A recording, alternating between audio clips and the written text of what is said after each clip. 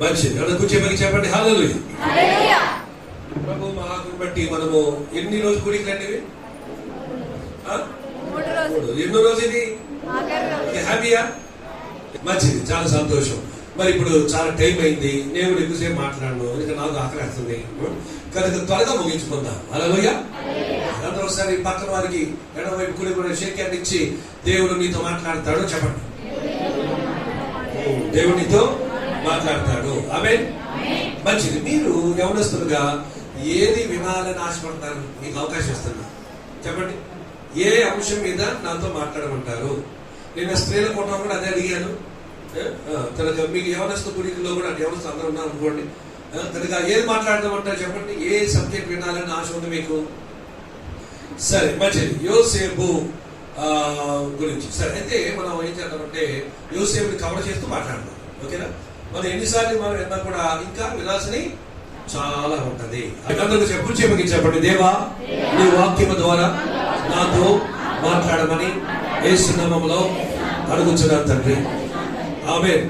బహుశా ఈ సందేశం మీకు ఎప్పుడో ఇచ్చుంటానేమో, అయినా సరే చాలా కాలమైంది కనుక మీరు విని మర్చిపోయి ఉంటారని ఒక జ్ఞాపకం కూడా ఇదే సందేశము వచ్చింది. కనుక మనం ఈరోజు నేను మీతో మాట్లాడే అంశం ఏంటంటే ఆత్మ పురుషుడు.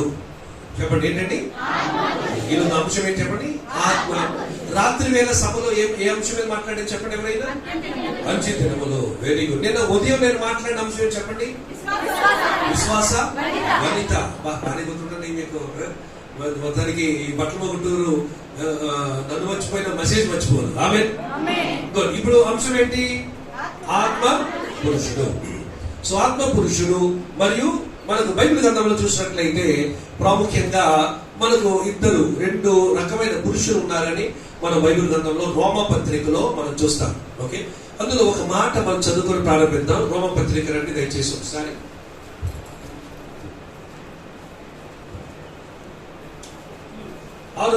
7వ అధ్యాయము, రోమా పత్రిక 7వ అధ్యాయము 14 నుంచి చదువుదాం. ధర్మశాస్త్రము ఆత్మ సంబంధమైనదని ఎరుగుదము. అయితే నేను ఈ మాటలు ఎవరు రాస్తున్నారు? ఎవరు రాస్తున్నారు మాటలు? పౌలు రాస్తున్నా. నేను పాపములకు అమ్మబడి శరీర సంబంధి ఉన్నాను. ఏది అనగా నేను జాతి వినాలి. ఎవరు జాతి ఎవరంటే కళ్ళకండి. సో నేను చేయలేదు, నేను ఎరుగను. నేను చేయు నిశ్చయించింది అంటే ఏమైతే చేయాలనుకుంటున్నానో అది చేయక ఏంటిది? నేను చెయ్యకూడనది, నాకు ఇష్టం లేనిది, ద్వేషించినదే నేను.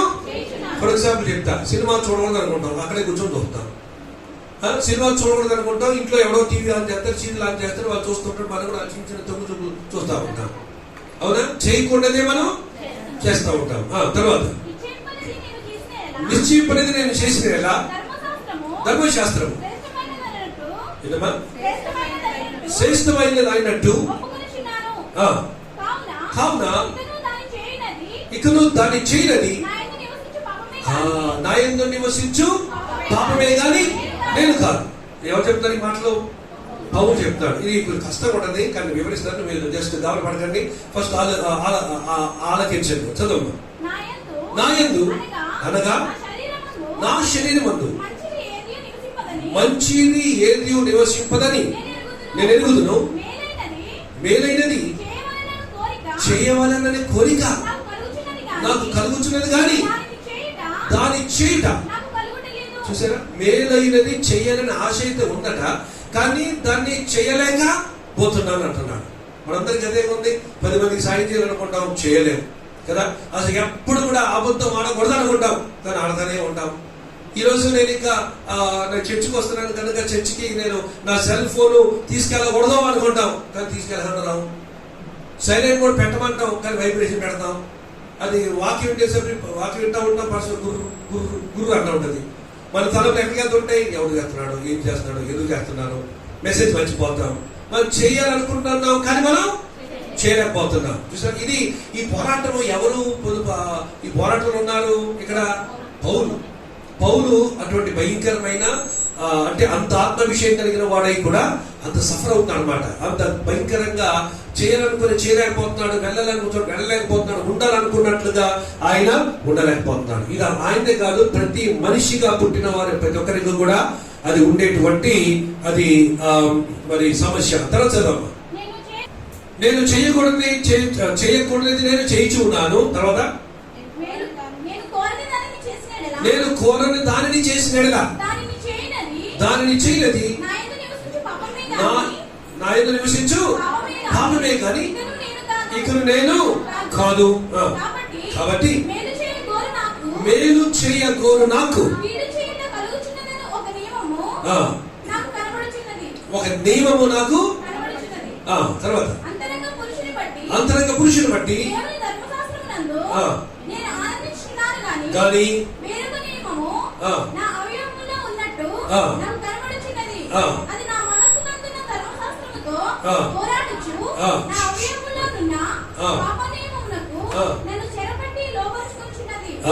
హల్లెలూయా. ఓకే, చాలు. ఇక్కడ పౌలు ఈ సారాంశం ఏమన్నాడంటే, జాగ్రత్త వినాలి. ప్రతి మనిషిలో అది పైకి చూడండి, ప్రతి మనిషిలో 2 నియమాలు ఉన్నాయంట. ఏమున్నాయి? ఒక నియమమేమో శరీర నియమం, చెప్పండి అందరూ. ఇంకొక నియమేమో ఆత్మ నియమం, చెప్పండి. ఓకే, ఒక నియమం పేరేంటి? రెండో నియమం పేరేంటి? ఈ 2 నియమాలు ఎటువంటి అంటే ఇండియా పాకిస్తాన్ వంటివి. అంటే ఏంటి? ఇండియా పాకిస్తాన్ పడుతుందా? ఇలా చెప్తాను, ఇలా బాగుంటుంది. కానీ అలాగే నీ శరీరానికి కూడా ముఖ్యమంత్రి ఒకడే ఉండాలి. హల్లెలూయా. నీ జీవితానికి నీ శరీరములో 2 ఉన్నాయంట. ఏవైతే ఆంధ్ర రాష్ట్రంలో 2 రాజకీయ నాయకులు ఉన్నారో ప్రస్తుతం ఆ 2 ఒకడే వెళ్తున్నాడు. ఎవరది? ఆంధ్ర రాష్ట్రం ఎవరు వెళ్తున్నారు ఇప్పుడు? ముఖ్యమంత్రి ఎవరు? జగన్ కదా. అలాగే మన శరీరములో 2 పార్టీలు ఉన్నాయి. ఒకటి ఏంటంటే ఒక శరీర నియమమే ఒక పార్టీ అంట. ఈ శరీర నియమం ఏం చేస్తుందో తెలుసా? ప్రాణమా తినుము తాగము సుఖించుము అంటూ ఉంటది.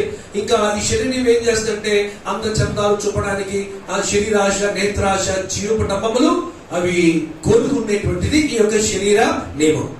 ఇందులో ఇంకొక నియమం ఉందంట. ఆంధ్రప్రదేశ్ లో 2 పార్టీలు ఉన్నట్టు ఈ శరీరంలో 2 నియమాలు. ఒకటేమో శరీర నియమం, ఇంకోటేమో ఆత్మ నియమం.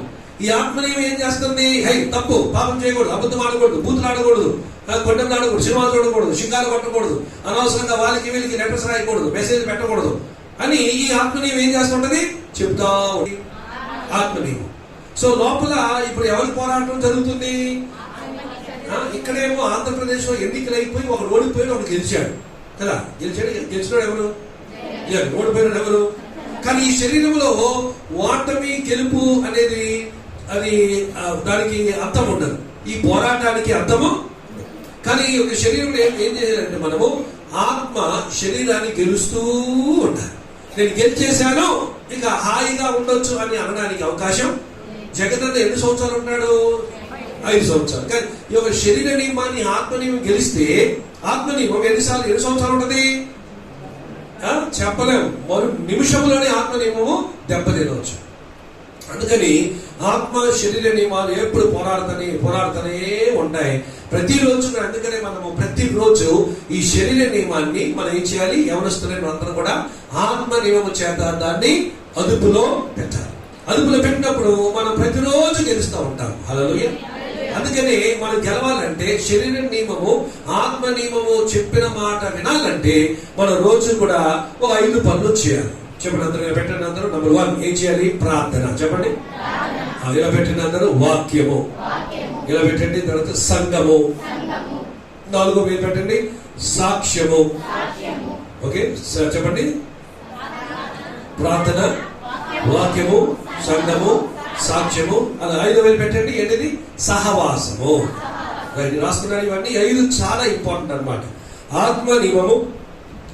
ఆత్మ నియమాన్ని పోషించాలంటే, శరీర నియమాన్ని అదుపు చేయాలంటే మనము ఈ 5 పనులు చేయాలి. ఈ 5 పనులు ఏంటో చెప్పండి నాన్న, మీరు చెప్పండి. నంబర్ 1 ప్రార్థన, నంబర్ 2 వాక్యం, నంబర్ 3 సంఘము, నంబర్ 4 సహవాసము, నంబర్ 5 సాక్ష్యము. ఈ 5 పనులు తప్పనిసరిగా మనం చేస్తూ ఉంటే మనం ఏం చేస్తాం అనమాట? ఈ శరీర నియమాన్ని మనము అదుపులో ఉంచుకోగలుగుతాము. ఆమె చెప్దాం. లేకపోతే ప్రాబ్లం ఏంటనమాట, ఈ శరీరమును మనం అదుపులో పెట్టుకోలేకపోతే అక్కడ ఉన్నటువంటి భయంకరమైన పరిస్థితులు ఏంటో ఒకసారి గలతీ పత్రిక వెళ్దాం. 5వ అధ్యాయం చూద్దాం, 19వ వచనాన్ని చదువుదాం. ఆ గలతీ పత్రిక 5వ అధ్యాయం 19వ వచనం చదవండి. శరీర కార్యములు స్పష్టమైనవి, అవేమనగా, చూసారా, ఈ యొక్క శరీర నియమాన్ని అదుపులో పెట్టుకోకపోతే జరిగేటువంటి నష్టం ఏమిటంటే, ప్రమాదమైన భయంకరమైన పరిస్థితి ఏంటంటే, ఈ యొక్క శరీరము ఎక్కడ తీసుకెళ్ళిపోద్ది? నంబర్ 1 జారత్వము, తర్వాత అపవిత్రత, తర్వాత కామకత్వం, ఆ తర్వాత ఇక్కడ ఈ మాటలు మీరు వింటున్నారు కానీ మీకు అర్థం కాదని నాకు తెలుసు, అందుకే జాగ్రత్తగా నన్ను మాట వినండి. ఓకే, తర్వాత అక్కడ రాసుకొని అక్కడ రెఫరెన్స్ ఉంది, తర్వాత చదువుకొని పైకి చూడండి, తల పైకి చూడండి. జాగ్రత్తం అంటే అర్థం ఏమిటంటే, పెళ్లి కాక మునిపే శరీర సంబంధము, శరీర లైంగిక క్రియ సంబంధం చేయడమే జాగ్రత్తం. అర్థమవుతుందండి. పెళ్ళయ్యేంత వరకు కూడా ఎవరు కూడా వారి శరీరాన్ని, వారి దేహాన్ని మరి జాగ్రత్తలో శరీర కోరికకు అప్పగించకూడదు. అలా చేసినట్లయితే అదే జాగ్రత్తం. అర్థమైందండి. ఈ యొక్క శరీర సంబంధమైనటువంటి ఈ యొక్క కలయిక అనేది దేవుడు ఎక్కడ పెట్టాడు? ఓన్లీ వివాహంలోనే పెట్టాడు. అందుకని వివాహం అయ్యేంత వరకు కూడా మీరు మీ ఘటములను, అబ్బాయిలు అబ్బాయి ఘటాన్ని, అమ్మాయిలు అమ్మాయి ఘటాన్ని జాగ్రత్తగా కాపాడుకోవాలి. హల్లెలూయా. ఇప్పుడు మొన్న మీరు చూశారు, హైదరాబాద్ లో ఎక్కడో మైనర్ గర్ల్ ఒక అమ్మాయిని ఏం చేశారండి? రేప్ చేసేసారు. 4-5 కలిసి రేప్ చేశారు. కానీ అందుకని ఇక్కడ ఉన్న అమ్మాయిలందరికీ, అబ్బాయిలందరికీ చెప్పే మాట ఏంటంటే, ఎవరైనా ఒక అబ్బాయి వచ్చి, ఏమో నీ పేరేంటి, ఎవరైనా మీ దగ్గరికి వచ్చి, ఒక అబ్బాయి వచ్చి మీ దగ్గరికి వచ్చి, భలే తెల్లగున్నావే, భలే ఉన్నావే అని అన్నాడు అనుకో, మీరు ఏదైతే ఏం చేయాలి? మీరు ఎవరు అంతా నావే చూస్తున్నారు కానీ మీరు ఏం చేయాలి చెప్పడం. ఎవరు మీ దగ్గరికి వచ్చి, ఆహా ఏమున్నావు, నేను అడగే బాగుంది, ఆహా ఏం మాట్లాడుతున్నావు అని అన్నాడు అనుకో, వెంటనే మనం ఏం చేయాలి? అక్కడ ముసుకేసుకుని అలాగా వెలుగు తిరిగేసేసి అక్కడ కానీ నువ్వు కానీ రెండో ఆలోచన ఇచ్చేవంటే ఫినిష్. ఇలాగ నా కళ్ళ ముందు ఒక రోజు ఒక అబ్బాయి కాలేజ్ ఉన్నప్పుడు ఒక అబ్బాయి దగ్గరికి వెళ్ళి, నేనున్నానని తెలియదు వాడికి, నేను కాలేజ్ పనిచేస్తున్నా, ప్రిన్సిపల్ పనిచేస్తున్నప్పుడు మా స్టూడెంట్ అనమాట, నేను పక్కన జస్ట్ గోడ పక్కన ఉన్నాడు, వాడిని నేను చూడలేదు. వాడు ఒక అబ్బాయి దగ్గరికి వెళ్ళిపోయి, హలో మీ పేరు రాలి కదా? అబ్బాయి నా పేరు జాలీ అని చెప్పిన. అదే జాలీ కదా? అవును, మీ నంబర్ 74987 కదా? కాదు 98747 చెప్తున్నా. నా కళ్ళ ముందండి అసలు ఎంత మాటలో చాలా ఏమిటంటే భ్రమతో అమ్మాయిని తప్పుడు చెప్పేసేసి ఆ అమ్మాయి చేత నిజమై తప్పుడు మాటలతో, తప్పుడు పేర్లు, తప్పుడు నమ్మల ద్వారా అసలైన సారాంశం బయట పెట్టేశాడు ఆయన. అప్పుడు వెనక్కి తిరిగి చూస్తే నేను కనపడ్డాడు. వాడికి ఇంకా అడ్రస్ లేదు, అబ్బాయికి ఆఫీస్కి రా అని చెప్పాడు. తీసుకెళ్ళిన తర్వాత ఇంటికి ఫోన్ చేశాను, అమ్మ నాన్న ఫోన్ చేసి రప్పించి చెప్పాను.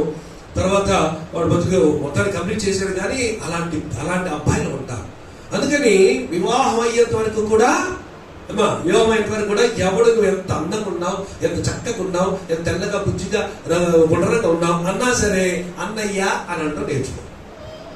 ఎవరు మాట్లాడలేదు డౌట్ వస్తుంది ఇక్కడ. నా మాట అర్థం తిరిగి అర్థమైందా?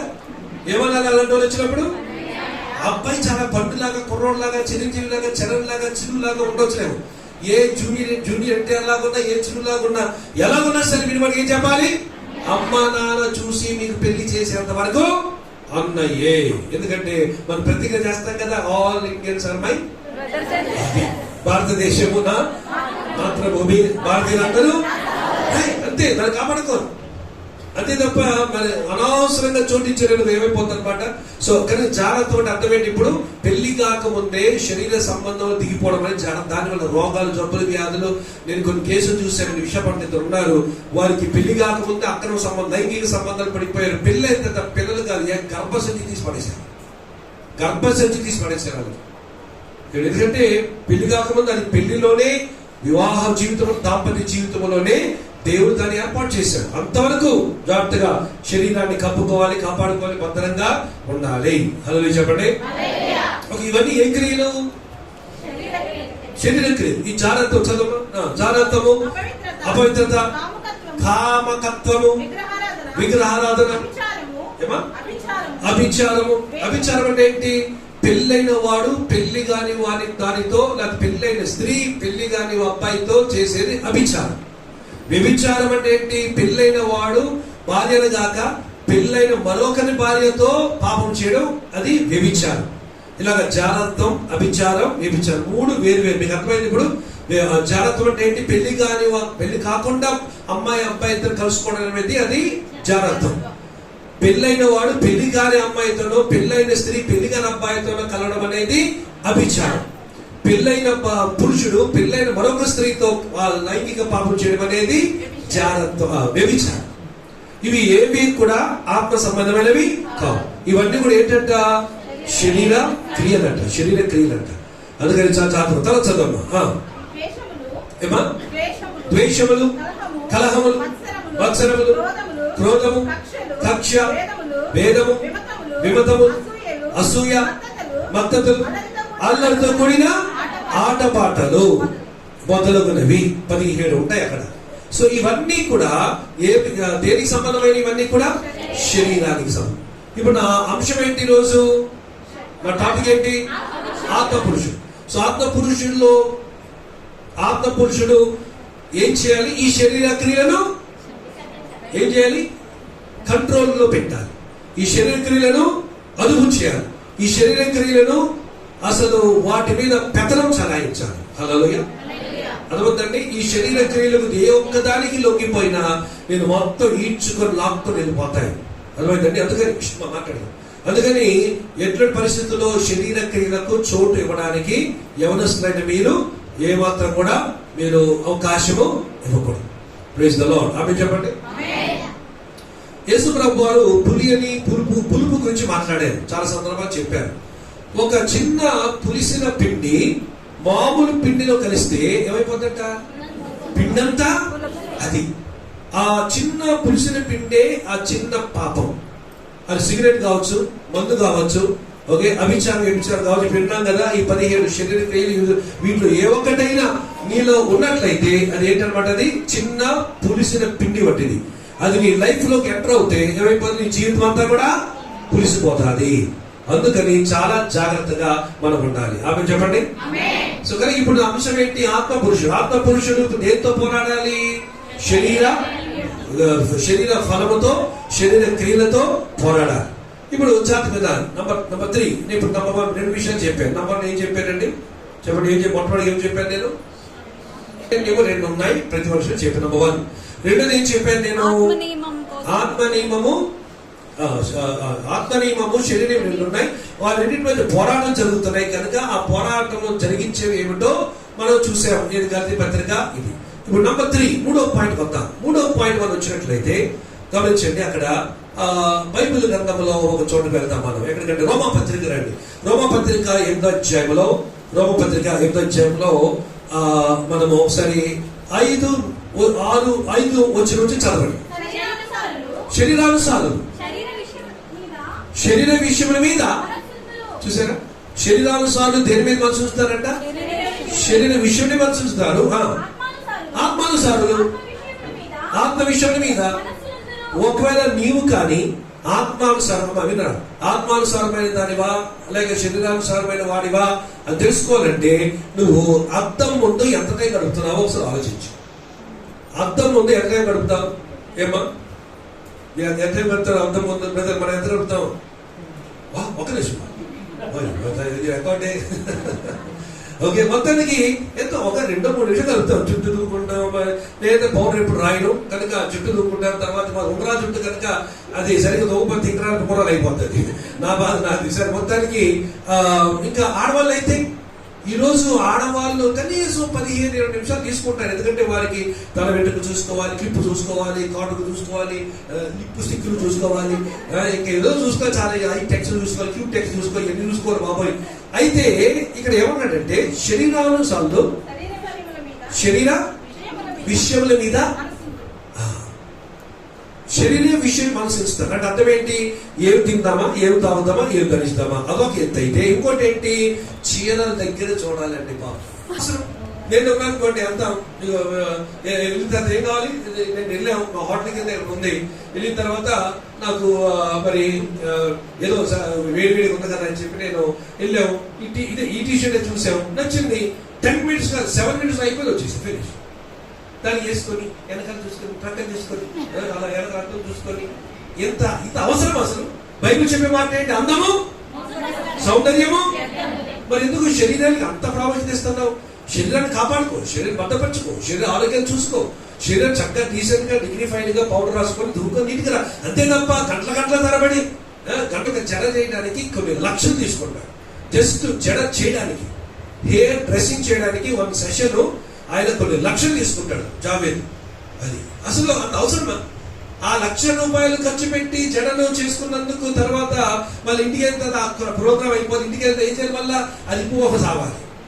ఇక దాన్ని ఇటు కూర్చుతాడు, అటు కూర్చుతాడు, అటు కూర్చుతాడు, ఇటు కూర్చుతాడు. ముళ్ళు అదే చూడటానికి బలం ఉంటుంది. ఇప్పేసరికి అమ్మాయి దయ్యంగా జరిగేవాళ్ళు. అందుకని శరీరానుసారులు శరీర విషయమై మనసు ఉంటారు. మరి ఇప్పుడు నేను అడిగే ప్రశ్న, మీరు శరీరానుసారులా లేక ఆత్మానుసారులా అని ఆలోచించుకోవాలి. హల్లెలూయా. తర్వాత చదవమ్మా. ఆత్మానుసారులు ఆత్మ విషయం మీద మనసు ఉంచరు. వదిన నువ్వు మా ఇంటికి వస్తున్నావు, చాలా సంతోషం. వదిన ఏ కూర వంటావు? ఏ చేపల కూర, చేపల పులుసా, మటన్ బిర్యానీ, చికెన్ కర్రీ, ఏది కావాలి వదిన? తర్వాత ఇంకా ఫ్రూటా, సేమియా, ఏది కావాలి వదిన? ఇదంతా శరీరానుసారాలు అడిగేటువంటిది.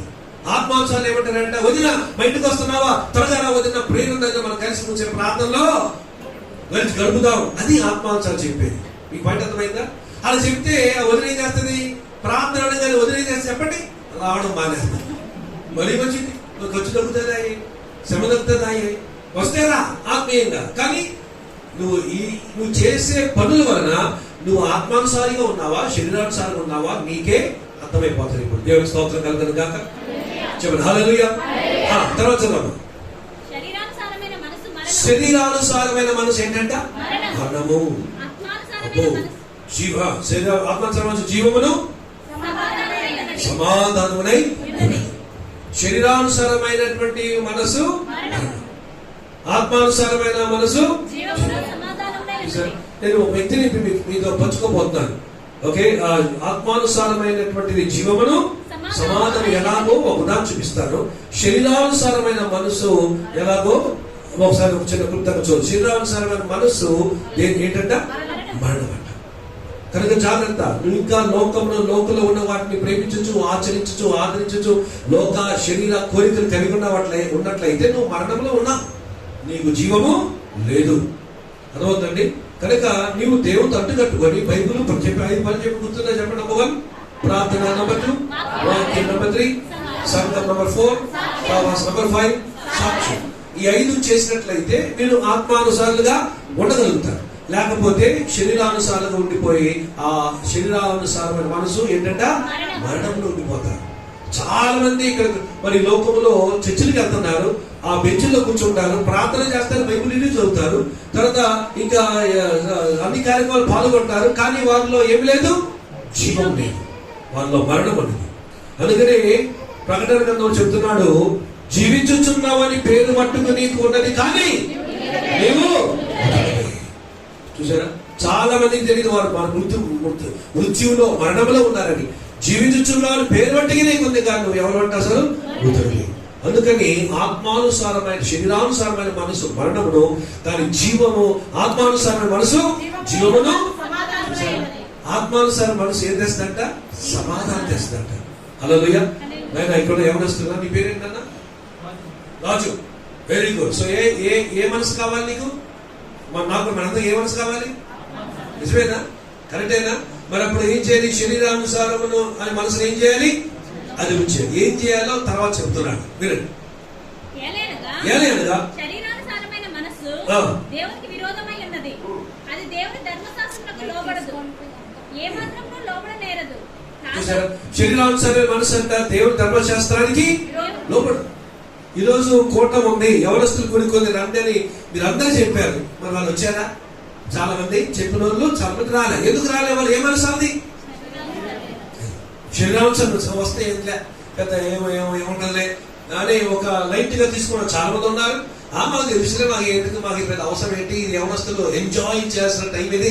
యవనస్తులము ప్రాణమా, తినము, తాగు, సుఖించము, ఆనందించి హ్యాపీగా జీన్ ప్యాంట్లు టీ షర్ట్లు వేసుకొని చక్కగా హాయిగా తిరగాల్సిన కాలంలో ప్రార్థన, ఉపవాసం, సంఘం, ప్రేయర్ అంటే ఎలాగా అనేవారు చాలా మంది యవనస్తులు ఆగిపోయి. ఎక్కడున్నారు వాళ్ళందరూ? ఆగిపోయినందరూ ఎటువంటి దాంట్లో ఉన్నారంట? శరీరానుసారమైన మృత్యువులో ఉన్నారు. తర్వాత చదువు. కాగా శరీర స్వభావం గలవారు శరీర స్వభావం గలవారు దేవుని సంతోషపరచనేరరు. చూసారా, శరీర స్వభావం గలవారు దేవుణ్ణి సంతోషపరచనేరరు. సంతోషపరచనేరరు. ఆమేన్. ఇప్పుడు 12వ అధ్యాయం వెళ్ళిపో, 12వ వచనానికి వెళ్ళిపోమ్మా.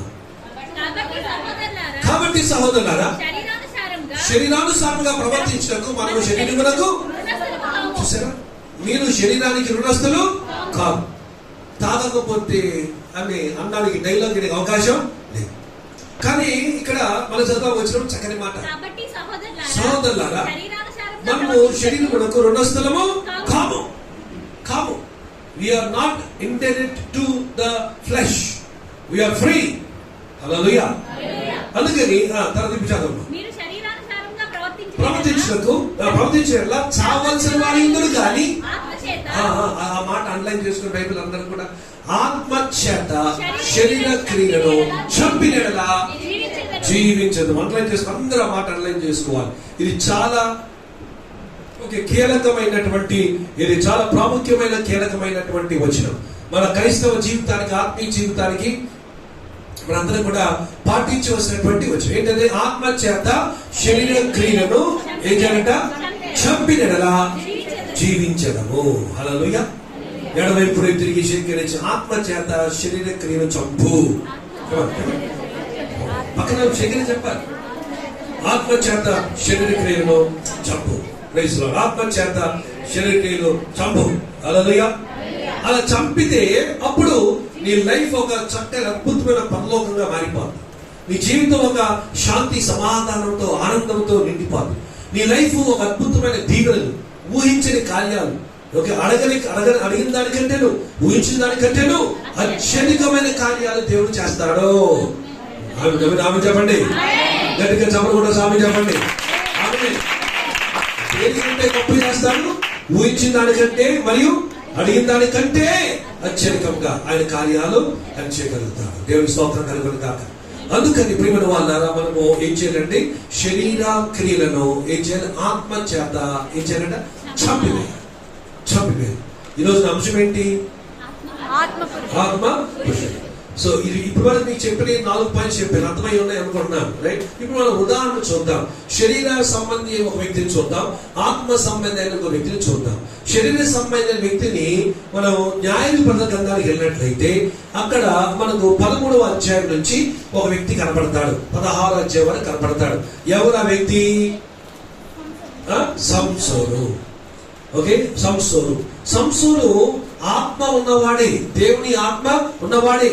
కాకపోతే ఈ యొక్క సూత్రాన్ని ఫాలో అవ్వలేకపోయాడు. ఏ సూత్రాన్ని? రోమపత్రిక 8వ అధ్యాయం 13వ వచ్చిన సూత్రాన్ని. ఏంటా సూత్రం? ఆత్మ చేత శరీర క్రియలను చంపినలా జీవించారు. కానీ చాలా యంగ్ ఏజ్ లో సంసోను ఏం చేశాడంటే శరీర క్రియలను జయించలేకపోయాడు. ఆత్మ ఉన్నవాడయ్యండి కూడా ఆత్మ చేత శరీర క్రియలను చంపలేకపోయాడు కనుక సంసోనుకు ఉన్నటువంటి 4 బలహీనతలు చెప్తాను. నంబర్ 1 గుర్తుంచుకోండి, రాసుకోండి, లేదా గుర్తించుకోండి. నంబర్ 1 సంసోనుకు మొట్టమొదటి బలహీనత ఏంటంటే అతడు తల్లిదండ్రి మాటను చెవదాటాడు. తల్లిదండ్రుల మాట వినేవాడు కాడు. నంబర్ 1 ఇది చాలా కీలకమైనటువంటి పాపం, చాలా భయంకరమైన పాపం. తల్లిదండ్రుల మాట జరుగు. అప్పటికే నాన్న అన్నాడు, ఒరే ఇక్కడ కాదరా మన సొంత వారిలో విశ్వాసంలో ఒక అమ్మాయిని తీసుకున్నారంటే పోయి శత్రువులైన ఫిలిస్తీన్ దేశంలో ఒక అమ్మాయిని ఎన్నుకున్నాడు. నంబర్ 1 ఏమని చెప్పారు? మొట్టమొదటి లోపం ఏంటి? సంసోనుని తల్లిదండ్రుల మాట వినలేదు. నంబర్ 2 రెండోది ఏంటంటే అతనికి ప్రార్థన కొరత ఉన్నది. ప్రార్థన అసలు చూసినట్లయితే అవసరం వచ్చినప్పుడే ప్రార్థన చేసేవాడు, తర్వాత ప్రార్థన చేసేవాడు కాదు. ఇది రెండోది. మూడోది దాన్ని గమనించాలి, పరిశుద్ధ జీవితం లేనివాడు. అసలు పుట్టుకతోనే దూత వచ్చి చెప్పినప్పుడు, మనోవా అనే సంసోను నాన్నగారికి దూత వచ్చి చెప్పినప్పుడు ఈ అబ్బాయి నాజీలు చేయబడినవాడు కనుక ఈ తల వెంట్రుకలు కట్ చేయకూడదు. అర్థం ఏంటి? ఇతడు ప్రత్యేకంగా ఉండాలి. ప్రత్యేకంగా ఉండమంటే అర్థం ఏంటి? ప్రత్యేకత అంటే మాటకు మన మూల మాట ఏంటంటే పరిశుద్ధత. సో ఎలాగుండాలి? ఈయన అబ్బాయి పరిశుద్ధంగా ఉండాలి. కానీ ఎక్కడున్నాడు పరిశుద్ధంగా? ఎప్పుడు చూసినా వ్యభిచారంతో తిరిగాడు, తర్వాత జాగ్రత్తతో ఉన్నాడు, తర్వాత ఆయన తాగుడు. ఇదే సంసోనుకి పరిశుద్ధ జీవితం సంసోను పాటించలేకపోయాడు. నంబర్ 1 ఏం చెప్పారు? సంసోను లోపము మాట జవదాటాడు, వినలేదు. నంబర్ 2 ఏమా ప్రార్థన లేదు. నంబర్ 3 పరిశుద్ధ జీవితము లేదు. నంబర్ 4 ఇంకా ఎన్నున్నాయని చెప్పాను నేను ఏమా ఎన్నున్నాయని చెప్పాను కాదు 7 ఉంటాయి. సరే కానీ తొందర రాసుకోండి. రెండోది ఇప్పుడు 4వది. ఈ సంవత్సరంలో ఉన్న 4వ లోపం ఏమిటంటే అతడు మరి అన్యులను ప్రేమించాడు, అన్యులతో గడిపాడు. ఎప్పుడు చూసినా ఉదయాన్ని లేస్తే ఫిలిస్తీన్ దగ్గర ఉండేవాడు, ఉదయాన్ని లేస్తే ఫిలిస్తీన్ల సమాజంలో ఫిలిస్తీన్ దగ్గర ఉండేవాడు, అన్యులతో గడిపాడు. 1వ కీర్తన ఏముందంటే దుష్టుల ఆలోచన చొప్పున పాపుల మార్గమున అభాసాలు కూర్చుని చోటన యెహోవా ధర్మశాస్త్రమందు దివారాంతములు. హల్లెలూయా. సో నిలవద్దు, నిలబడొద్దు, నడవద్దు, కూర్చుండవద్దు. ఈ 3 చేశాడు ఇక ఎవరు? సంసోను. ఎక్కడ దుష్టుల ఆలోచన నడిచాడు, పాపుల మార్గంలో నిలిచాడు, అభాసాలు కూర్చుని చోటన కూర్చున్నాడు, నడిచాడు, నిలిచాడు, కూర్చున్నాడు. ఫినిష్. కొంత కొద్దిరైపోయింది కదా. ఎంత నష్టం, ఎంత భగవంతుడు, ఎంత ధన్యుడు. పుట్టుక మునిపే దేవుడు ఆయన గురించి ప్రవచించాడు. పుట్టక మునిపే ఏర్పాటు చేయబడిన వాడు సంసోను. పుట్టిన తర్వాత ఏమో చండాలంగా తయారైపోయి. ఎందుకంటే ఇతడు ఆత్మ పురుషుడు, శరీర సంబంధి కాదు. ఆత్మ ఉన్నవాడు శరీర సంబంధి, శరీర పురుషుడు, ఆత్మ పురుషుడు కాదు. ఆత్మ ఉన్నవాడే కానీ కాపాడలేకపోయాడు. ఆత్మ ఉన్న ఒక లెక్క ఒక ఎత్తు అయితే ఆత్మను కాపాడుకోవడం ఇంకొక ఎత్తు అనమాట. సో చాలా జాగ్రత్తగా మనం ఈ ఆత్మీయ జీవితాన్ని కాపాడుకోవాలి. సో ఎన్నైపోయినాయి సంవత్సరంలో చెప్పినవి ఎన్నైపోయినాయి? 4. 5వది సంవత్సరంలో చూస్తున్న 5వ తప్పు ఏమిటంటే 4వ తప్పు ఏమని చెప్పారు? అన్యులను అన్యులతో ఎక్కువ గడిపాడు. నెక్స్ట్ 5వది ఏంటంటే వ్యభిచారిగా మారిపోయాడు, వ్యభిచారం చేశాడు. ఒకసారి ఒక అమ్మాయి తిరిగాడు, అక్కడ లేదని చెప్పి అక్కడ మళ్ళా అసలు వ్యభిచార వృత్తిలో ఉన్నటువంటి దిలైలా, ఆవిడ పెద్ద వ్యభిచారి, దిలైలా పెద్ద వ్యభిచారి, ఆమె వెంటబడ్డాడు. వాళ్ళ అమ్మ నాన్న మొత్తుకున్న, ఒరే మన ఇశ్రాయేల్ అమ్మాయి చక్కని అమ్మాయిలు ఉన్నారా, అందమైన అమ్మాయిలు ఉన్నారా, మన తర్వాత ఎవడైనా అందము మన అమ్మాయిని వదిలేసి పోయి ఆ ఫిలిస్తీన్ అమ్మాయి మీద పడ్డావు, అది పోయి ఎవరావిడ వ్యభిచారం మీద పడ్డావు. ఆలోచించు నాన్న. సంసోను అంటే అమ్మ నాన్న మాట విన్న ఎప్పుడో వదిలేశాడు. ఏం చేశాడు? నాకు కావాలి, అమ్మాయి కావాలి, తెచ్చి పెళ్లి చేయండి అని దమాయించాడు. అమ్మ నాన్న డిమాండ్ చేశాడు. ఇంకా చేయలేక ఏం చేశాడు? దిలైలాతో ఆయనకి. సో కనుక వ్యభిచారిగా ఉన్నవాడు. ఎన్నో బయటది 5 బయట. 6వ విషయం మనం చూసినట్లయితే సంసోనులో ఉండేటువంటి లోపాలు 6వ లోపం ఏంటంటే అనవసరమైన సవాలు చేశాడు. Foolish challenges. సవాలు చేయాలి కానీ అనవసరంగా సవాలు కాదు కదా. ఎవరితో చేశాడు? అక్కడ సవాలు చేసి ఇది భక్షించు వానిలో నుంచి తీయనిది వచ్చను ఏదో ఉంది కదా. కనుక కనుక్కోండి, మీకు కనుక్కుంటే నేను ఇస్తాను అన్నప్పుడు వాళ్ళు ఏం చేశారు? వాళ్ళ గర్ల్ ఫ్రెండ్ కనుక్కొని గర్ల్ ఫ్రెండ్ వాళ్ళ విషయం కాబట్టి ఈ యొక్క ఇప్పుడు కథకి అర్థం చెప్పేశారు. సంసోను ఓడిపోయాడు కానీ మోసం చేయబడ్డాడు తెలిసి ఏం చేశాడు తెలుసండి? సంసోను అది వెళ్ళిపోయేసి ఇది 6 అయినాయి కదా. ఓకే, 7వది ఏంటంటే కోపాగ్రహం ఉన్నవాడు, యాంగ్రీ పర్సన్. వాడు భయంకర కోపం. వాడు ఏం చేశాడంటే ఈ యొక్క బాధతో వాడి నక్కలను పట్టుకున్నాడంట. ఎవరు దేని పట్టుకున్నాడండి? ఎప్పుడైనా ఎవరైనా ట్రై చేశారా? నాకు తెలిసి దోమలు పట్టలేదు సరిగ్గా. నా కళ్ళ ముందు తిరుగుతుంది, అలా అంట ఇలా అంట దొరకదు. అటువంటిది నక్కనే. ఆ నక్క మా మామూలు నక్కలు ఎక్కడ ఉంటాయి చెప్ప? నక్కలు ఎక్కడ ఉంటాయండి? పక్కన తోడొస్తాయా? ఎక్కడుంటాయి నక్కలు? ఏమన్నా కోళ్ళ ఫారం ఉంటే నక్కల ఫారం ఏముందా? నక్కలు ఎక్కడుంటే చెప్పండి, బొరియల్లో ఉంటాయి.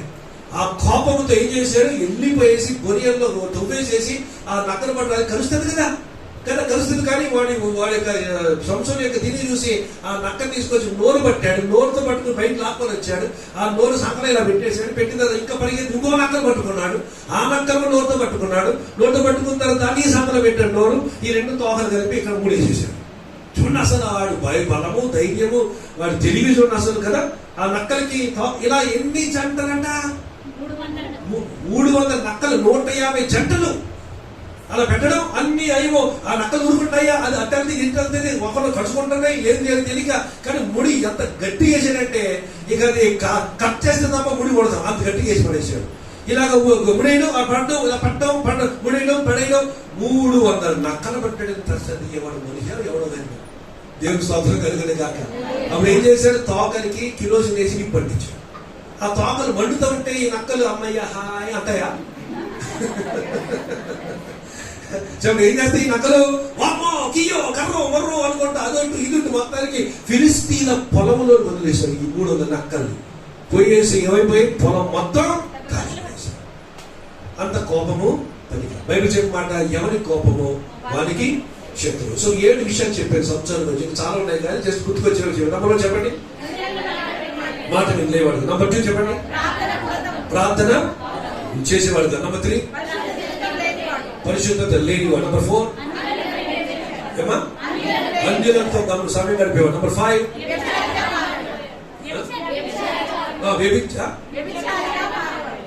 ఒక్కరు చెప్పండి, వ్యభిచారిగా మారాడు. ఓకే, నెక్స్ట్ నంబర్ తర్వాత 6 అనవసరమైన సవాళ్లు చేసి వాడే చిక్కులో పడ్డాడు. నెక్స్ట్ నంబర్ 7 కోపాగ్ని గలవాడు, కోపాగ్రహం గలవాడు, కోప నదుపులో ఉంచుకున్నవాడు కాదు. సో ఈ 7 కారణాల వల్ల ఏమైపోయిందండి, ఆత్మ క్షీణించిపోయింది, శరీరము పెత్తనము చేసింది. అర్థమైందా? ఆత్మ ఏమైపోయింది, బలహీనమైపోయింది, శరీరం ఏమో పెత్తనం చేసింది. సంసారాన్ని ఆడించింది ఆత్మ కాదు, శరీరం. కానీ దేవుడు ఎన్నుకున్నాడు కనుక తప్పదు కనుక అవసరం వచ్చినప్పుడల్లా శరీరము పెత్తనము కింద ఉన్న సంసోను మీదకి అక్కడ ఉన్న పరిస్థితి బట్టి దేవుని ఆత్మ వచ్చి సంసోని వాడుకున్నాడు. కానీ ఆ కార్యం అయిపోయిన తర్వాత ఆత్మ వచ్చినప్పుడు ఏం చేశాడు, ఒకసారి సింహాన్ని ఒంటి చేతితో చంపాడు. ఆత్మ వచ్చినప్పుడు ఇంకోసారి ఏం చేశాడు, ఆ గాడి యొక్క దవడ ఎముకతో 1000 మందిని నరికబడేశాడు. అంతే తప్ప ఆ కార్యం అయిపోయిన తర్వాత మళ్ళా శరీర సంబంధంగానే రాత్రంతా తాగేవాడు, వ్యభిచార గృహంలో పడుకునేవాడు, తెల్లవారు జాము లేచి గేట్లు ఇరుక్కొని ఉడబిక్కొని పరిగెత్తుకుంటూ వచ్చేసేవాడు. కానీ అంత విచిత్ర, అంత గ్రేట్ హీరో ఎంత ట్రాజెడీ చూసారా? అందుకని ఆత్మచారి ఎప్పుడైనా సరే శరీర క్రియలను చంపినలా జీవిస్తారు. ఇక్కడ ఆత్మ ఉన్నా కూడా శరీర క్రియలు చంపలేకపోయాడు ఎవరు, సంసోను. అందుకే ఏమైపోయింది, జీవించలేకపోయాడు. చివరికి ఏమైపోయిందండి, పట్టబడ్డాడు. ఆ దాగోన్ అనే గుడిలో కట్టబడ్డాడు. అక్కడ 2 ప్రాముఖ్యమైనటువంటి స్తంభాలు ఉన్నాయి. వెళ్ళాడు. ఇంతలోపు వాళ్ళందరూ కూడా ఫిలిస్తీన్లు దేవుణ్ణి హేళన చేశారు. సంసోను కళ్ళు తీసిపడేశారు. అగ్ని రాడ్స్, ఐరన్ రాడ్స్ కళ్ళలో పెట్టి కాల్చిపడేసి మొత్తం చొక్క చేసి పడేశారు. నువ్వు పెరదట్టుకున్నాడు మహానుభావుడు. కానీ అంతే మొత్తానికి అవమానం పొందాడు, దేవుణ్ణి అవమానపరిచాడు. ఇంతలోపు వాడికి అక్కడ చెరసాలు ఉన్నాడు, అక్కడ గానుగులో వేసేశారు. ఎద్దులు చేసే పని సంసోను చేశాడు. ఎద్దులు చేసిన తిరుగుతూ ఉండాల్సిన గానుగను ఎవరు తిప్పారు, సంసోను తిప్పాడు. దేవుని నామాన్ని అవమానపరిచాడు సంసోను. చివరికి ఏమైందంటే ఇక ఆఖరి రోజు వచ్చి, దేవా ఒక్కొక్కసారి నన్ను క్షమించి ఒక్కసారి నాకు నా శత్రువుల మీద పగ తీర్చుకున్నట్టుకు.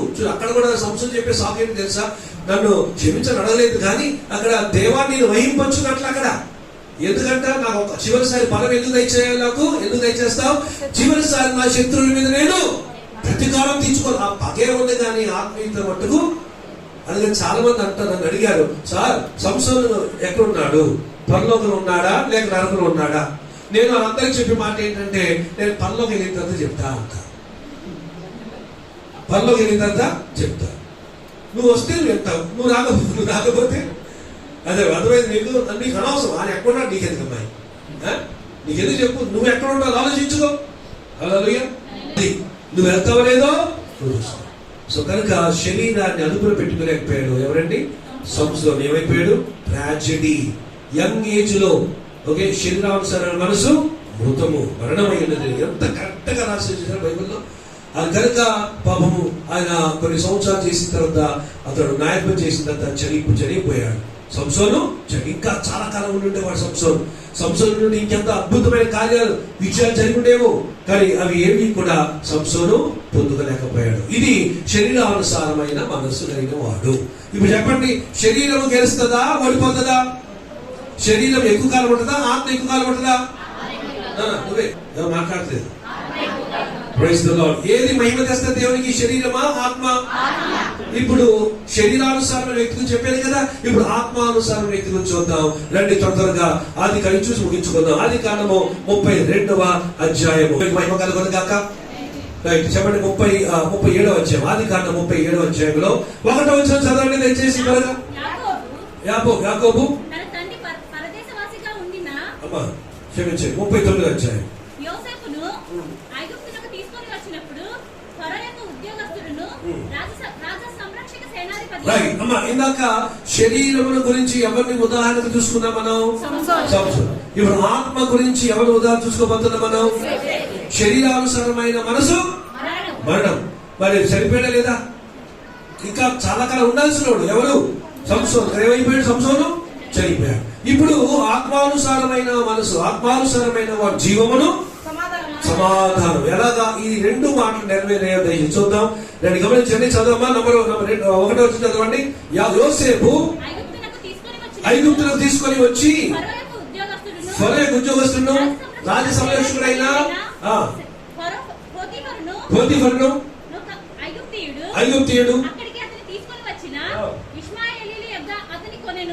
తర్వాత నంబర్ 1 మొదటి విషయం, యెహోవా యోసేపునకు తోడై ఉండెను గనుక పెట్టండి. ఇప్పుడు నేను ఒక 7 విషయాలు చేసి ముక్తంగా ముగించేస్తాను. నేను శరీర సంబంధమైన వ్యక్తికి 8 విషయాలు చెప్పాను. 7 ఆత్మ విషయం ఏం చెప్తాను? 7 చెప్పి ముగించేస్తాను. హల్లెలూయా. సో కనుక ఏమైనా ఆత్మ పురుషులు ఏం చేస్తారంట? అక్కడ చెప్పే కదా ఏంటిది? యోసేపు యెహోవా యోసేపును తోడై ఉండెను గనుక ఏం చేశాడమ్మో చెప్పండి? వర్ధిల్లెను. అంటే చెప్పండి, మళ్ళీ చెప్పండి. ఆత్మ పురుషుడు ఏమవుతాడు? ఆమేన్.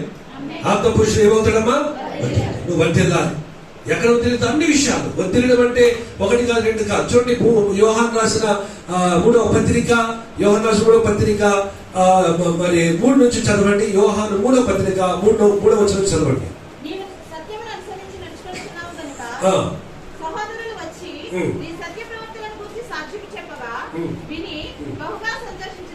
రెండో చదివేమా? ప్రియుడా, నీ ఆత్మ వర్ధిల్లు కొలది నువ్వు అన్ని విషయములలో వర్ధిల్లుచు సౌఖ్యముగా ఉండవలనని. Praise the lord. హల్లెలూయా. నువ్వు ఆత్మలో వర్ధిల్లిన కొలది ఏం చేయాలంటే నువ్వు అన్ని విషయాల్లో వర్ధిల్లాలి. ఆమేన్ చెప్పండి. సో అన్ని విషయాల్లో వర్ధిల్లాలంటే ఎక్కడ వర్ధిల్లాలి? ఫస్ట్ ఆత్మలో వర్ధిల్లాలి. సంతోషపడాలి చెప్పండి. నిద్ర వస్తున్నాను చెప్పండి. మరి నిద్ర రావాలి, చేతులు ఎవరెత్తున్నా అందరూ కలిసి నిద్ర చూస్తున్నాను, చూస్తున్నాను నేను. అందుకే క్రైస్తవులు అబద్ధాలు చెప్పరట, అబద్ధాలు పాడతారట. ఓకే, ఎవరికి రావట్లేదు కదా ఇక్కడ? రైట్, సంతోషపడాలి చెప్పండి. ఎడవైపు తిరిగి భుజం మీద ఇలాగ చేయి వేసి ఈ వాక్యం నీకే అని చెప్పండి. గట్టి చెప్పండి. ఈ వాక్యం నీకే. Praise the lord. Hallelujah. So కనుక నంబర్ 1 మొట్టమొదటి ఏం చూస్తాం మనం? యెహోవా అతని తోడై ఉండెను గనుక అతను అన్ని విషయాలు ఏం చేస్తున్నాడు? ఓకే, కనుక ఆత్మ వర్ధిల్లిన కొలది నువ్వు అన్ని విషయాలు అన్ని విషయాలు అన్నింటంటే కొన్ని కాదు. నేను దేవుని ఒక్కరిని బట్టి 98వ సంవత్సరంలో పరిశుద్ధాత్మను పొందుకున్నాను. 98వ సంవత్సరం. అప్పటి నుంచి కూడా ఉద్యోగంలో ప్రిన్సిపల్ అయ్యాను. తర్వాత మరి అన్ని ఫ్యామిలీలో కానీ, కుటుంబంలో కానీ, సేవలో కానీ, ఇల్లు కట్టుకున్న, కారు కొనుక్కున్న, ఫస్ట్ కారు సొంతగా అదే సంవత్సరంలో ఆత్మను పొందుకున్న సంవత్సరంలోనే ప్రమోషన్ వచ్చింది నాకు. కాలేజ్ ప్రిన్సిపల్ అయ్యాను. మా కాలేజీకి 3 పీజీ కోర్సులు వచ్చాయి. తర్వాత మరి ఇంకా అదే సంవత్సరం నాకు పాప పుట్టింది. అదే సంవత్సరంలో ఇల్లు కట్టాలని ప్లాన్ వేసుకున్న. చాలా అసలు ఆత్మ అభిషేకం పొందుకుంటే లైఫ్ ఎలా ఉంటుందో నాలాంటి అంటే అనిపించిన వారు తప్ప అందరూ చెప్పలేరు. చాలా మంది ఆత్మను పొందుకోకుండా ఆశీర్వాదాలకు దూరంగా ఉంటున్నారు. అదొద్దండి. కనుక ఆశీర్వాదాలకు పొందుకోండి, ఆత్మ కావాలి. అందుకని అన్ని విషయంలో ప్రియులను ఆత్మలో వర్ధిల్లిన కొలది అన్ని విషయంలో నీవు వర్ధిల్లుచు ఎలా ఉండాలంట? సౌఖ్యంగా ఉండాలంట. ఈరోజు ఆ సౌఖ్యంగా ఉండే కృప నీకున్నా, సౌఖ్యంగా ఉండే భాగ్యంలో ఉన్నావా? సౌఖ్యం ఉన్నావా? పెద్దలు అయ్యా అంతా సౌఖ్యమేనా, అంత కుశలమేనా అడిగేవాళ్ళకి ఒకప్పుడు ప్రేమ అడుగుతున్నా. ఎప్పుడైనా చెప్పడం ఇదే. ఇంకేమంటే వందనాలయ్యా, వందనాలు అక్కయ్యా, వందనాలమ్మా, ఇంతే తప్ప బాగున్నారు, అంత కుశలమేనా, సౌఖ్యమేనా ఎవరు అడగడంలే. ఎందుకు దినాలు మారిపోయాయి. ఎందుకంటే అందరికీ తెలుసు ఈ కరోనాలో ఏం సౌఖ్యం, ముసుగులు వేసుకొని బయటకు వెళ్ళాల్సి వస్తుంది. ముసుగు తీస్తే గుర్తుపడట్లేదు. మొన్న ఒకరు నిజంగా నాకు జరిగింది అలాగా. అన్నయ్య బాగున్నావా అంటున్నారు ఒకరు. బాగున్నానమ్మా, అదే మీరు ఎవరమ్మా అంటే గుర్తుపడలేదు అంటుంది. సారీ అమ్మా, సారీ చాలా కాలం ఏంటంటే పక్క ముసుగు పెట్టింది. లిటరల్ గా ముసుగు పెట్టిన తర్వాత అమ్మా నువ్వా అన్నా నేను. అది అప్పుడు ఏదో ఎక్కడో యూట్యూబ్ లో అడ్వర్టైజ్మెంట్ వచ్చేది. నిజంగా ముసుగు పెట్టినందుకు గుర్తుపట్టలేదు. ఆ దినాలు ఇక సౌఖ్యం ఏమంటారు చెప్పండి. కానీ దేవుని మాట, దేవుని ఆత్మ గలవాడు, దేవుని ఆత్మ అభిషేకం గలవాడు ఎలా ఉంటాడు? అన్ని విషయాల్లో వర్ధిల్లుతాడు. ఇప్పుడు యోసేపు ఏం చేశాడు ఇక్కడ? ఆయన వర్ధిల్లుతున్నాడు. దేవుని స్తోత్రం కలుగును గాక. సో ఆత్మ పురుషుడు నంబర్ 1 ఏం చేస్తాడండి? తర్వాత అదే వచ్చిన చదువు. యెహోవా అతనికి తోడై ఉండెనని అతను చేసినదంతయు అతని చేతిలో యెహోవా. రైట్. నంబర్ 2 ఇలా పెట్టినంత. నంబర్ 2 రెండోది ఏంటి? సఫలం. ఇవన్నీ చిన్న చిన్న మాటలే కానీ చాలా బలమైన శక్తివంతమైన మాటలు. నంబర్ 1 ఆత్మ పురుషుడు ఏం చేస్తాడు? వర్ధిల్లుతాడు. నంబర్ 2 ఆత్మ పురుషుడు ఏం చేస్తాడు? సఫలం. అన్ని పనులు సఫలం అవుతాయి. ఏం చేసినా సఫలమే, ఏం చేసినా ఫలం ఉండాలి. ఆమేన్ చెప్పండి. ఆమేన్. చాలా సంవత్సరాల క్రితం శ్రీకాకుళం జిల్లాలో సభలు చెందినప్పుడు ఇది చాలా చోట్ల చెప్పారు, మీకు కూడా ఎప్పుడు చెప్పుకుంటాను, అయినా సరే మర్చిపోయింటారు కనుక మళ్ళా చెప్తున్నా. సంతోషం నాకు చెప్పండి. నేను చెప్పండి హల్లెలూయా. మంచిది. అక్కడికి వెళ్ళిన తర్వాత ఏమైందంటే ఒకళ్ళు వచ్చి అయ్యా కొంచెం ప్రార్థన చేయాలి, కొంచెం చూడమని తీసుకెళ్ళారు. అది వెళ్తే ఇలా కాదు, అసలు బీటు వారిపోయినా శ్రీకాకుళం జిల్లా అంటే దయ్యాల జిల్లా నేను పేరు పెట్టాను. ఏమిటి చాలా భయంకర దయ్యాలు ఉన్నాయి అక్కడ. మొత్తానికి అక్కడ నేల ఎండిపోయింది, బీటు వారిపోయింది. అలా ఎండి నేల దాటి నడిపించి ఇదే సార్ ఆగండి సార్ అన్నాడు. అన్న తర్వాత ప్రార్థన చేయించారు అన్నాడు. సరే నేను మా టీం అంతా కలిసి ప్రార్థన చేసి పాట బైబిల్ చదివించాను, ప్రార్థన చేసి వచ్చేసాను. మళ్ళా కొంతకాలం అయిన తర్వాత ప్రక్కన ఎక్కడో మళ్ళా మీటింగ్కి వెళ్ళినప్పుడు ఆయనే వచ్చారు. మళ్ళా వచ్చి అయ్యా మీరు మళ్ళా రావాలన్నాడు. సరే అని చెప్పి మళ్ళీ రావాలని కదా తీసుకెళ్ళాడు. వెళ్ళిన తర్వాత అసలు కాలు వేయడానికి కష్టం అయిపోయింది. అలాగా చాలా ఇరుకులో తీసుకెళ్ళాడు. ఆగండి అన్నాడు, ఆగాం. ఆగిన తర్వాత ప్రార్థన అన్నాడు, ప్రార్థన చేశాను. ఆమేన్ అనగానే వెనకాల తప్పుకునేది కింద పడి ఏంటో మా గుడిపడి చూస్తే ఇంత పెద్ద అరటి గెల. అప్పుడు చెప్పాడు, అయ్యా ఇదిగోండి సార్, ఈ తోట అంతా కూడా ఇక్కడే ఈ స్పాట్ లోనే మీరు కొంతకాలం వచ్చి ఇక్కడ మీరు ప్రార్థన చేశారు. బీటు వాడిన భూమి అప్పుడు మీరు ప్రార్థన చేసి వెళ్ళారు చూడండి సార్ అని చెప్పి ఇదంతా విస్తారమైన అరటి పంట మాకు వచ్చిందని చెప్పి ఇంత పెద్ద గెల 200 పైన అరటి పండ్లు ఉన్నాయి. ఆ గెల తీసి నా కారు డిక్కీలు వేసేసాడు. నేను అడిగితే అవన్నీ కూడా అందరు పనిచేసే వేరే విషయం. కానీ తర్వాత నాకు అర్థమైంది, ఎస్ ఆత్మ పురుషుడు ఏం చేస్తాడు? నంబర్ 1 వర్ధిల్లుతాడు. నంబర్ 2 నీ లైఫ్ లో ఫ్రూట్ ఉందా? ఏమా నీ ఆత్మ నీ జీవితంలో ఫలిస్తున్నావా? సఫలం ఉందా లేదా? అది ఆలోచించాలి. సఫలం రావాలంటే ఏం కావాలి? ఆత్మ కావాలి, ఆత్మాభిషేకం కావాలి. ఇంకో మాట చెప్తాను చూడండి నాన్న. యోహాను సువార్త 15వ అధ్యాయం, త్వరగా టక్కుమని వెళ్ళాలి అక్కడికి. యోహాను సువార్త 15వ అధ్యాయంలో అక్కడ చూసినట్లయితే 3వ వచనం చదవమ్మా. నేను మీతో చెప్పిన మాటను బట్టి మీరు ఇప్పుడు పవిత్రులై ఉన్నారు. నా యందు నిలిచియుండుడి. మీ యందు నేనును. హలో విన్నారా? నా యందు నిలిచుండుడి, మీ యందు నేనును నిలిచుండును. తీగే ద్రాక్షవల్లిలో నిలిచుంటే తప్ప తనంతట తానే ఏ విధంగా ఫలింపదో అలాగే నా యందు నిలిచుంటేనే గాని మీరు ఫలింపరు. తర్వాత 5వ వచనం, ద్రాక్షవల్లి నేను, మీరు ఎవరు నా యందు నిలిచుండును వారు బహుగా ఫలించును. అమ్మా వింటున్నారా? విన్నారమ్మా? నాకు వేలుగా ఉండి మీరు ఏమీ చేయలేరు. హల్లెలూయా. నాకు వేలుగా ఉండి మీరు ఏమీ. సో ఆత్మ లేకుండా నువ్వు ఏమీ చేయలేవు. అర్థమైతే? యేసు ప్రభు అని ఎన్నో అధ్యాయం, యోహాను సువార్త ఎన్నో అధ్యాయం? అది 15వ అధ్యాయం. కానీ యేసు ప్రభు అని 15వ అధ్యాయంలో ఫలము చెప్తున్నారు, కానీ 14వ అధ్యాయము 16వ అధ్యాయంలో పరిశుద్ధాత్మ గురించి చెప్పాడు. అంటే ఫలించాలంటే ఎవరు కావాలి? మనకు ఆత్మ కావాలి. అందుకని ఇప్పుడు యోసేపు జీవితం జరిగింది కదా, అతను చేయలేదంతా ఏమైంది? సఫలమైంది. దేవునికి మహిమ కలుగును గాక. రైట్. ఎన్ని చూస్తే యోసేపు గురించి ఆత్మ పురుషుడు ఏం చేస్తాడు? వర్ధిల్లుతాడు. నంబర్ 2 సఫలం అవుతాడు. తర్వాత చదువు అదే వచ్చే నుంచి యోసేపు మీద అతని కటాక్షం కలిగెను కనుక అతని యొక్క పరిచయం చేయవాడు ఆయను. మరియు అతడు తన ఇంటి మీద విచారణకర్తగా. ఒక నిమిషం, ఎలాగా విచారణకర్తగా. మధ్యలో ఒక మాట మిస్ అయిపోయాం. మీరు అంటే దాటి స్పీడ్ వెళ్ళిపోతే మిస్ అయిపోయాం. మూడో మాట ఏమిటంటే యోసేపు మీద అతనికి ఏం కలిగింది? మనందరూ చెప్పండి, ఏం కలిగింది? మీ ప్రక్కన ఉన్న వారి భుజం మీద చేయి వేసి దేవుని కటాక్షం నీకు కలుగును గాక చెప్పండి. పలుకులో ప్రభావం ఉంది. నువ్వు ఏం పలుకుతావో అది పొందుకుంటావు. హల్లెలూయా చెప్పండి. నీకు దేవుని కటాక్షం కలుగును గాక. ఆమేన్. సో ఏం కలగాలి మనకు? దేవుని యొక్క కటాక్షం. ఆత్మాభిషేకం ఆత్మ పురుషుడికి ఏం కలుగుతుంది చెప్పండి ఇప్పుడు? కటాక్షం. ఎందుకో తెలియదు అందరూ ప్రేమిస్తారు, ఎందుకో తెలియదు అందరూ గౌరవిస్తారు, ఎందుకో తెలియదు అందరూ కూడా సన్మానిస్తారు, ఎందుకో తెలియదు అందరూ కూడా ప్రేమిస్తారు, అందరూ కూడా పలకరిస్తారు. కటాక్షం అది. ఎందుకో తెలీదు అందరికీ కంటే ఎక్కువ లేదు, నువ్వు అందరికంటే నువ్వు డిఫరెంట్ గా ఉంటావు. ఎందుకో తెలీదు అందరికంటే నువ్వు చాలా స్పెషల్ గా ఉంటావు. హల్లెలూయా చెప్పండి. హల్లెలూయా. అది ఎందుకు అలా జరుగుతుంది? నీవు ఏ పురుషుడు కనుక అదనమాట. ఆత్మ పురుషుడు ఉంటే దేవుని కటాక్షం నేను ఉంటుంది.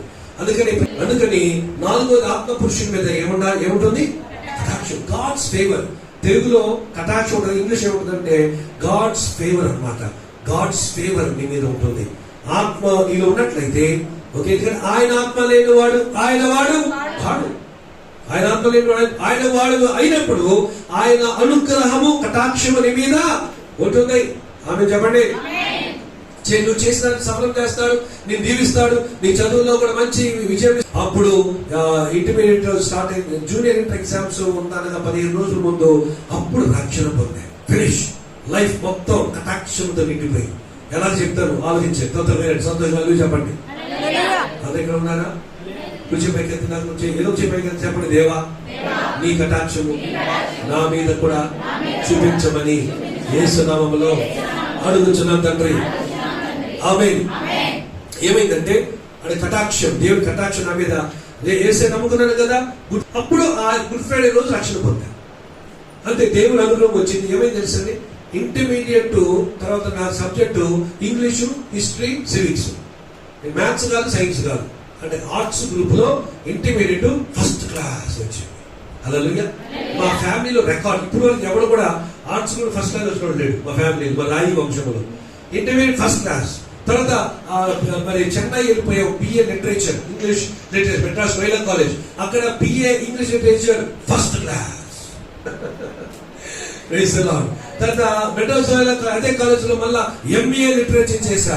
ఎంఏ లిటరేచర్ కూడా ఫస్ట్ క్లాస్. అబ్బాయి చెప్తున్నారు. తర్వాత ఎంఏ లిటరేచర్ అయిపోయిన తర్వాత మెడ్రాస్ యూనివర్సిటీలో ఎంఫిల్ లిటరేచర్ చేశాను. మెడ్రాస్ యూనివర్సిటీలో ఎంఫిల్ లిటరేచర్ చేస్తుండగా అమ్మా నాన్న చనిపోయారు కనుక ఆ టైంలో మొత్తానికి ఫెయిల్ అవుతుందని అనుకున్నాను. కానీ 4 మార్కులతో ఫస్ట్ క్లాస్ మిస్ అయ్యాను. 4 మార్కులతో ఫస్ట్ క్లాస్ మిస్ అయ్యి. ఏంటిది? ఎంఫిల్. అనుగ్రహం ఉందా లేదా? అన్ని బాగున్న వారే ఫెయిల్ అయ్యారు. నాకు చాలా విషాదంలో, బాధలో, దుఃఖంలో ఉన్న నాకు, నేను ఎగ్జామ్ ఏమి రాసానో నాకు తెలియదు, ఎంఫిల్ ఎగ్జామ్ ఏమి రాసో నాకు తెలియదు. కానీ 4 మార్క్స్ తో ఫస్ట్ క్లాస్ మిస్ అయ్యాను. High second class pass. Arts intermediate first class, BA first class, MA first class, తర్వాత ఎంఫిల్ కూడా హై సెకండ్ క్లాస్ అనుకోండి. దాని తర్వాత ఆంధ్ర యూనివర్సిటీలో పిహెచ్డి. ఆంధ్ర యూనివర్సిటీ పిహెచ్డి చేసినప్పుడు నాకు థీసిస్ రాసిన కామెంట్స్ ప్రకారం చూస్తే 85+ నాకు అవార్డు అయినట్లుగా ఆ లెక్క వచ్చిందంటే దేవుని స్తోత్రం కలుగుతుంది. అంటే అర్థమేంటి? PhD distinction. నాకు నేను రాసిన థీసిస్ ను వాళ్ళు పుస్తకం లాగా మేము పెట్టుకుంటాం, పుస్తకాలు పబ్లిష్ చేస్తామని చెప్పి అన్నారు. కానీ అప్పటికే సేవకు వచ్చిన తర్వాత పిహెచ్డి ముగించాను. ఓకే, ఉద్యోగం ఉన్నప్పుడు పిహెచ్ జాయిన్ అయ్యింది, కానీ సేవకు వచ్చేంత వరకు వచ్చిన తర్వాత. సో ఆ విధంగా అనుగ్రహం చూసారా? First class. ఎక్కడ నేను అనుగ్రహం, కటాక్షం చూసాను. ఈ రోజు ఎంత చదివానంటే నా మీద ఏముంది? మరి అంతేకాకుండా ఉద్యోగం మానేశాను. 2003 సంవత్సరం దేవుడు సేవ పెంచుకున్నాడు. 2003 సంవత్సరంలో ఉద్యోగం మానేసిన బంధువులందరూ పిచ్చి పట్టిందా నీకు? మరి మంచి ప్రిన్సిపల్ అయ్యావు, నువ్వు చిన్న వయసులో మేము రిటైర్మెంట్ అయ్యాం, ప్రిన్సిపల్ అయ్యాం, నువ్వు యంగ్ మ్యాన్ ప్రిన్సిపల్ అయిపోయావు, పిచ్చి పట్టిందా నీకు అన్నాడు మా బాబాయ్. నేను బాబాయ్ పిచ్చి వదిలింది అన్నాను. ఏమైంది? పిచ్చి వదిలింది. ఎందుకు? ఇప్పుడు ఉద్యోగం చేసి ఇప్పుడు ఏం చేయబోతున్నా? సేవ చేయబోతున్నా. హల్లెలూయా చెప్పండి. హల్లెలూయా. అంత గురించి పైకి చెప్పండి. హల్లెలూయా. హల్లెలూయా. కానీ వద్దిలేనా లేదా నేను ఎవరు మాట్లాడలేదు. వద్దిల్లాలి. దేవుడు నమ్ముకుంటారు. వద్దిలేనా లేదా? 98వ సంవత్సరం పరిశుద్ధాన్ని పొందుకున్నాను కదా, అది అసలు దాని తర్వాత 98వ పరిశుద్ధాన్ని పొందుకున్నాను. 2003వ సంవత్సరం నుంచి స్టార్ట్ అయ్యండి. ఇప్పటికి ఈ రోజుకి 20 అంతర్జాతీయ యాత్రలు, జపాన్, జర్మనీ, ఆఫ్రికా, అమెరికా, మళ్ళా తర్వాత ఇంకా కువైత్, గల్ఫ్ 20 దేశాల్లో దేవుడు ఇప్పుడు దాకా వాడుకున్నాడు. హల్లెలూయా. ఇంకా రేపు ఆగస్టు లో ప్రపంచమైతే ఆఫ్రికా, మరి జాంబియా మరియు కెన్యా ప్రపంచమైతే వెళ్ళబోతున్నాం. ఇందులో మళ్ళా ఇంకొక ఆహ్వానం ఉంది, ఆస్ట్రేలియా. అక్టోబర్ లో ఎప్పుడైనా ఆస్ట్రేలియా వెళ్ళబోతున్నాము. కనుక ఎలాగ సాధ్యమైతే దేవుడి కృప అంతే. ఎలాగా ఇది జరుగుతుందంటే అనుగ్రహము, దేవుని యొక్క కటాక్షం. చూసారు, ఆ కటాక్షం అనే మాట వివరించడానికి ఇదంతా చెప్పాను. అందుకని మీరు కూడా అర్థం చేసుకున్న విషయం ఏంటంటే దేవుని యొక్క ఆత్మను పొందుకున్న వారి మీద ఏముంటది? కటాక్షము ఉంటుంది. నమ్మిన రాము చెప్పండి. ఓకే. నంబర్ 1 ఆత్మ పురుషుడు ఏం చేస్తాడు? వర్తిస్తాడు. నంబర్ 2 ఏం చేస్తాడు? సమరం చేస్తాడు. నంబర్ 3 ఏం చేస్తాడు?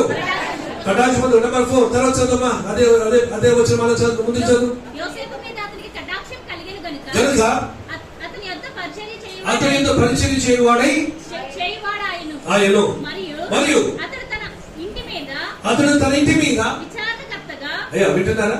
ఇంటి మీద ఇంటి మీద ఇంటి మీద ఆత్మ పురుషుడు ఏమవుతాడు? ఇంటి మీద విచారణకర్తగా అవుతాడు. హల్లెలూయా. నీకు రెస్పాన్సిబిలిటీస్ ఇవ్వబడతాయి. ఆత్మ నీరు ఉన్నట్లయితే నీకు బాధ్యతలు అప్పగించబడతాయి. పదోన్నతులు కలుగుతాయి. ప్రమోషన్లు వస్తాయి. ఎప్పుడు ఆత్మ ఉన్నట్లయితే. ఆత్మ ఉన్నప్పుడు ఉన్న తన ఆత్మ పొందుకున్న తర్వాత చెప్పిన కాలేజ్ అసిస్టెంట్ ప్రిన్సిపల్ అయ్యాను. యూజీ సెక్షన్ అంతరికి ప్రిన్సిపల్ ని, యూజీ పీజీ అంతరికి వైస్ ప్రిన్సిపల్ ని, ఇలాగా మరి ఇంకా చాలా పదోన్నతులు దేవుడు ఇచ్చాడు నాకు పరిశుద్ధాత్మ పొందుకున్న తర్వాత. అందుకని మనము పరిశుద్ధాత్మను పొందుకోవాలి. హల్లెలూయా. శరీర పురుషులైన సంసోను పోలిన వారిగా కాకుండా ఆత్మ సంబంధులైనటువంటి యోసేపును పోలిన వారిగా ఉండాలి. 4వది ఏం పొందుకుంటామండి? అధికారమును, విచారణ చేసేటువంటి ఆ గొప్ప భాగ్యాన్ని, పదోన్నతిని, ఆ స్థాయిని పొందుకుంటాం. నంబర్ 5 తర్వాత చదవమ్మా, ముగింపులో వస్తున్నా. ఇంటి మీదను కలిగిన అంతటి మీదను కాలం మొదలుకొని యోసేపు నిమిత్తము ఏంటి నెక్స్ట్ మాట? అంత కూర్చోబెట్టి చెప్పండి. ఓకే. ఆత్మ పురుషుల్లో ఇప్పుడు ఎన్ని విషయాలు చెప్పాను నేను? 5 చెప్పాను. నంబర్ 1 వర్ధిల్లుతాడు. నంబర్ 2 సఫలం చేసుకుంటాడు. నంబర్ 3 అటాచ్ పొందుతాడు. నంబర్ 4 4 చెప్పానా? విచారణకర్తగా ఉంటాడు. నంబర్ 5 ఆశీర్వదించబడతాడు. తను చేయనంతయు ఏమైపోతుంది? చెప్పండి. ఆశీర్వాదం. ఎంతమందికి ఆశీర్వాదం కావాలి జీవితంలో? అమ్మలారా, ప్రైజ్ లార్డ్. నీకొద్దా బాబా? ఆశీర్వాదం కావాలంటే ఎవరు కావాలి? ఆత్మాభిషేకం కావాలి. అర్థమవుతుందమ్మా? ఎవరు కావాలి నీకు? ఆత్మాభిషేకం ఉంటే లైఫ్ మొత్తం, అసలు జీవితం అంతా కూడా మారిపోతుంది. దేవునికి స్తోత్రం కలుగును గాక. రైట్. 6వది 2 ఉన్నాయి, ముగిస్తారు. చాలా చదవమ్మా.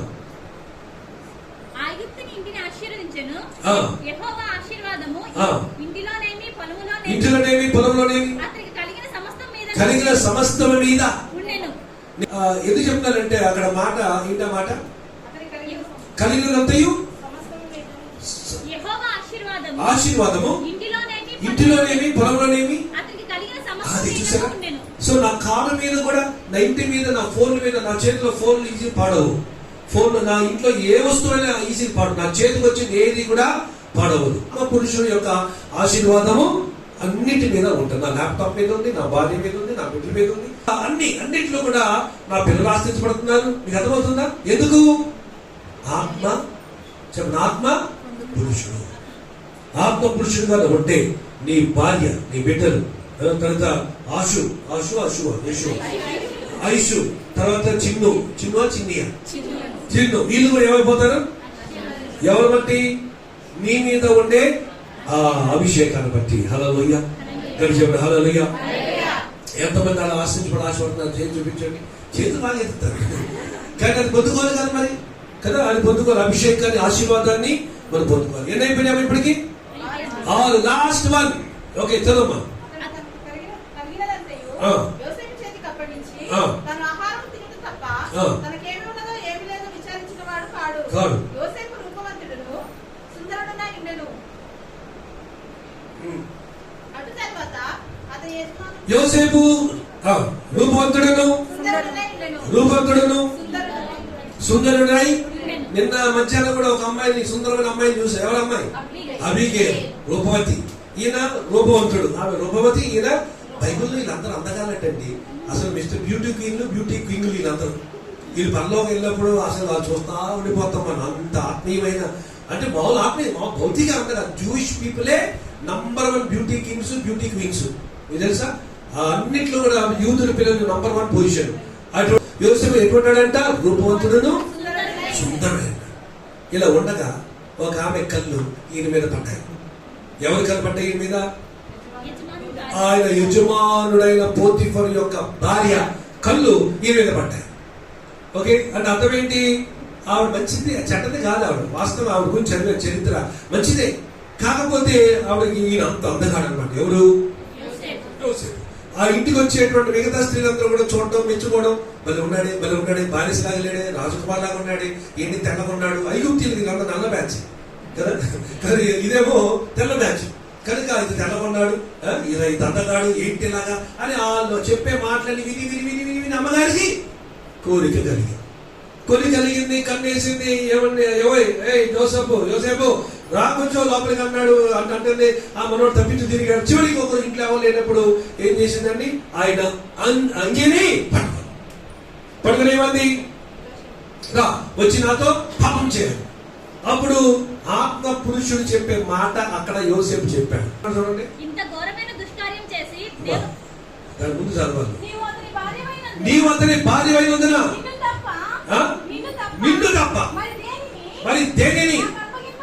హలో, విన్నావమ్మా? ఏమా మిసెస్ పోతిఫరు ఆవిడ చాలా అందగత్తంట. ఆవిడ కూడా కానీ అందం అందానికి పడలే. ఆత్మీయత ఎప్పుడు అందానికి పడదు. ఆత్మీయత అనేది ఎప్పుడు కూడా అందాన్ని దాటి చూస్తారు. హల్లెలూయా. అందుకని ఏమైపోయింది? ఆత్మ పురుషుడు కనుక ఏమన్నాడంటే, అమ్మాయి Mrs Potiphar, madam sorry madam, ఇంటి మీద ఉన్న వాటన్నిటి మీద నాకు నీ భర్త నాకు అధికారం ఇచ్చాడు, కానీ మీ మీద నాకు అధికారము ఇవ్వలేదు కనుక ఇంత గొప్ప అని వినదు. కాబట్టి నేనెట్లు ఇంత ఘోరమైన దుష్కార్యం చేసి దేవునికి విరోధంగా పాపమును కట్టుకుందునని అని ఏం చేశాడట? నేను ఈ పాపము చెయ్యనని చెప్పి ఆవిడ చేతిలో చెంగుంటే చెంగును వదులుకున్నాడు, కానీ తన మానాన్ని బట్టి వదులుకోకుండా అక్కడ నుంచి పారిపోయాడు. నంబర్ 7, ఆత్మ పురుషుడు చేసే 7వ పని తెలుసా? శోధన జయిస్తాడు. హల్లెలూయా. ఏం చేస్తాడండి? ఆత్మ పురుషుడు తన జయిస్తాడు. ఇప్పుడు 7 విషయాలు చెప్పాను. ఆత్మ సంపద ఏం చేస్తాడు చెప్పండి. నంబర్ 1 వర్ధిల్లుతాడు. నంబర్ 2 సఫలం చేస్తాడు. నంబర్ 3 కటాక్షం పొందుతాడు. నంబర్ 4 విచారణకర్తగా ప్రమోషన్ వస్తుంది. నంబర్ 5 ఏమా ఆశీర్వాదకరంగా ఉంటాడు. నంబర్ 6 రైట్, ఇంటిలో పొలం అన్ని కూడా ఆశ్రయించబడ్డాయి. నెక్స్ట్ 7వది ఆఖరిది శోధన చేస్తాడు. ఏ పురుషుడు ఉండాలి ఇప్పుడు? ఏ పురుషుడు ఉండాలి అమ్మాయి పిల్లలను? ఆత్మ పురుషుడు ఉన్నవాడు దీవించబడతాడా, నష్టపోతాడా? ఆత్మ పురుషుడు ఉన్నవాడు వర్ధిల్లుతాడా, ఓడిపోతాడా? ఆత్మ పురుషుడు ఉన్నవారు ఆశ్రయించబడతారా, లేకపోతే అప్పుల్లో ఓడిపోతాడా? హల్లెలూయా. ఆత్మ పురుషులుగా ఉన్నట్లయితే మనము తప్పనిసరిగా చూడండి, ఇక్కడ ఏమన్నా ఆత్మ జీవమును సమాధానమైనదంట. చూసారు? ఆత్మ నియమం. ఆత్మానుసారమైన వ్యక్తులు ఏముంటుందంట? జీవం ఉంటుందంట, తర్వాత సమాధానం ఉంటుందంట. దేవునికి మహిమ కలుగునే గాక. కనుక ఈ సంవత్సరం జరిగిన ఈ సభలలో మీకు ఈ యొక్క పగటి వేళ యవనస్తులందరినీ ఉద్దేశించి 2 యవనస్తులు మీ ముందు పెట్టాను. నంబర్ 1 సంసోను పెట్టాను. అతడు ఏ సంబంధి? అతడు శరీర సంబంధి. అది దేనికి దారితీస్తుంది? మరణానికి. ఇంకో వ్యక్తిని పెట్టారు. ఎవరైనా? ఆత్మ సంబంధి అయిన యోసేపు. ఆయన ఏం చేసినట్టు వర్ధిల్లాడు, 7 ఆశీర్వాదాలు పొందాం. తర్వాత చివరికి ఏమైంది తెలుసా? ఆ 39వ అధ్యాయం 41వ అధ్యాయం చూసినట్లయితే ఈ యొక్క ఐగుప్తు దేశంలోనికి బానిసగా వచ్చిన యోసేపు ఏమైపోయాడు? ఫరో తర్వాత ఫరోగా మారిపోయాడు. చెప్పలు అంటే ఫరో తర్వాత ఫరో బానిసగా వచ్చినోడు ఏమైపోయాడు? ఆ దేశానికి రాజుతో సమానంగా మారిపోయాడు. కారణం ఏంటి? కారణం ఏంటి? ఆత్మ పురుషుడు ఆత్మానుసారమైన మనసు జీవమును చూసారు. ఆత్మానుసార మనసు వచ్చాడు ఉన్నాడు యోసేపు. ఎంతగా దీవించబడ్డాడు, ఎంతగా ఆశ్రయించబడ్డాడు మీరు ఆలోచించారు. అందుకని మీరు కూడా ఆత్మానుసారమైన జీవితం జీవించడానికి పరిశుద్ధాత్మ సాయం చేయాలి.